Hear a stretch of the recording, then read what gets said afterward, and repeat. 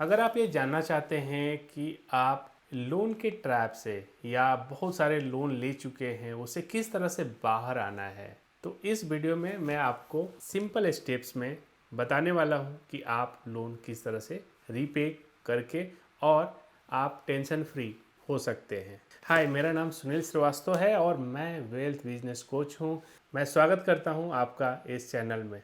और अगर अभी तक आप इस चैनल को सब्सक्राइब नहीं किए हैं तो सब्सक्राइब कर लीजिएगा, क्योंकि आपको पर्सनल फाइनेंस से रिलेटेड इम्पॉर्टेंट टॉपिक्स के बारे में आप नॉलेज यहाँ से ले सकते हैं और ग्रेजुअली आप फाइनेंशियल फ्रीडम की तरफ बढ़ सकते हैं। तो चलिए शुरुआत करते हैं। तो सबसे पहले समझते हैं कि गुड डेट और बैड डेट क्या होता है, डिफरेंस क्या होता है। यानी गुड डेट वैसा कर्ज जो आपके फायदे का होता है। एग्जाम्पल के लिए home loan, education loan, business purpose के लिए लोन, ये सारे लोन आपके फ़ायदे के होते हैं। अगर होम लोन की बात करें तो होम लोन का रेट ऑफ इंटरेस्ट कम होता है, और चूँकि आप इससे एसेट क्रिएट करते हैं, आप एक प्रॉपर्टी बनाते हैं, तो ये आपके फ़ायदे के लिए होता है। दूसरा, अगर एजुकेशन लोन की बात करें तो आप एजुकेशन में इन्वेस्ट करते हैं जिससे आपको फ़ायदा होता है फ्यूचर में चल के, और इस तरह के पर्पज़ के लिए लोन लेना कोई गलत काम नहीं है, बैड डेट नहीं है। तीसरा, अगर बात करें बिजनेस ग्रोथ के लिए लोन लेना, तो भी अच्छा स्टेप होता है, क्योंकि अगर आप बिजनेस में पैसा इन्वेस्ट करेंगे तो आपका बिजनेस बढ़ेगा और आपकी अर्निंग बढ़ेगी। तो इस तरह के जो लोन होते हैं वो गुड डेट यानी अच्छे लोन माने जाते हैं। दूसरी तरफ अगर हम देखें बैड डेट, यानी वैसा लोन जो आपके फ़ायदे का नहीं होता है। क्रेडिट कार्ड के ऊपर लोन लेना या क्रेडिट कार्ड स्वाइप करना और उसको रीपे नहीं करना, और उस सिचुएशन के लिए यूज करना जो आपके लिए इम्पॉर्टेंट ना हो, अर्जेंट ना हो। इमरजेंसी एक डिफरेंट चीज़ है, बट अगर आप अननेसेसरी चीज़ों के लिए क्रेडिट कार्ड से स्वाइप करते हैं तो आपको सबसे ज़्यादा इंटरेस्ट वहाँ पे करना होता है। यानी ये डेट जो लोन है वो आपके लिए बैड डेट होता है। दूसरा, पर्सनल लोन लेना पर्सनल यूज़ के लिए, एग्जाम्पल वेडिंग के लिए, ट्रेवल करने के लिए, कुछ ऐसी चीज़ें खरीदने के लिए जो बहुत ही अर्जेंट ना हो, वैसे पर्पज़ के लिए लोन लेना अच्छा लोन नहीं माना जाता है। तो अभी तक मैंने ये बताया कि गुड डेट क्या होता है, अच्छे लोन क्या होते हैं और कौन से अच्छे लोन नहीं होते हैं। तो आई होप ये क्लियर हुआ रहेगा। अभी सेकंड स्टेप पे चलते हैं। आपको लिस्ट डाउन करना होता है आपके सारे लोन्स को।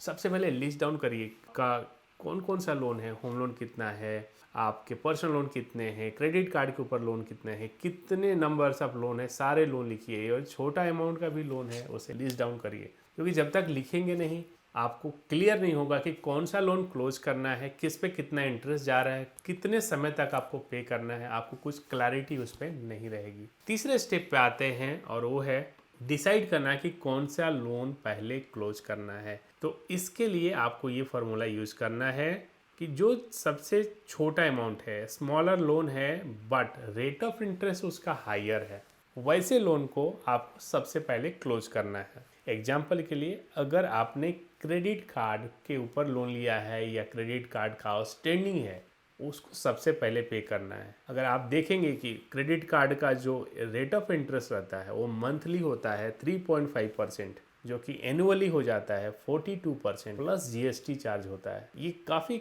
एक्सपेंसिव आपके लिए ये लोन होता है। तो अगर आप लोन क्लोज करने के बारे में सोच रहे हैं तो सबसे पहले आप क्रेडिट कार्ड का आउटस्टैंडिंग चेक करिए और उसे सबसे पहले पे करिए। इवन अगर आपका होम लोन 50 लाख का भी हो, उसको पे करने की ज़रूरत पहले नहीं है। आपको सबसे पहले पे करना है छोटे लोन जिसका रेट ऑफ इंटरेस्ट ज़्यादा हो। उसके बाद आप पे कर सकते हैं पर्सनल लोन जिसका रेट ऑफ इंटरेस्ट 10.5-11% के आसपास होता है। उसके बाद अगर आपके पास फंड अवेलेबल होता है तो फिर बड़े लोन को आप ग्रेजुअली पे कर सकते हैं। तो ये स्ट्रेटजी आपको अपनाना है लोन को पे करने के लिए। हायर अमाउंट पे फोकस नहीं करना है, पहले लोअर अमाउंट पे फोकस करना है जिसका रेट ऑफ इंटरेस्ट ज़्यादा हो, हायर हो, और आपको आपके कैश फ्लो को पूरी तरह से मिस बैलेंसिंग यहाँ पे करता हो, वैसे लोन को आपको क्लोज करना है। तो ये हो गया आपको जो स्ट्रेटजी बनानी है लोन को क्लोज करने के लिए। चौथे स्टेप पे आते हैं, try to improve your earning. आप जिस काम में भी हैं, या तो जॉब में हैं या बिजनेस में हैं या किसी भी प्रोफेशन में हैं, आपको फोकस करना होगा अर्निंग बढ़ाने के ऊपर। और उसके लिए आपको सेल्फ इम्प्रूवमेंट की ज़रूरत पड़ेगी। आपको उस पर फोकस करना है, अर्निंग के ऊपर। आपने ऑलरेडी प्लान कर लिया कि कौन सा लोन क्लोज करना है, तो अभी आपका फोकस होना चाहिए कि अर्निंग किस तरह से बढ़ेगी। यानी आपका टाइम का यूटिलाइजेशन उसके लिए, उस पर्पज़ के लिए होना चाहिए कि आपकी अर्निंग बढ़े। और लास्ट स्टेप पे आते हैं, कंट्रोल योर स्पेंडिंग। जो चीज़ें अर्जेंट इम्पॉर्टेंट ना हो उस पर स्पेंड ना करें। जो चीज़ें अर्जेंट है, नेसेसिटी है, उसको कंट्रोल आप नहीं कर सकते, उसको आपको करना होगा। बट जिस चीज़ की रिक्वायरमेंट आपको अर्जेंट ना हो और बहुत ही इंपॉर्टेंट ना हो, उस पर स्पेंड ना करें।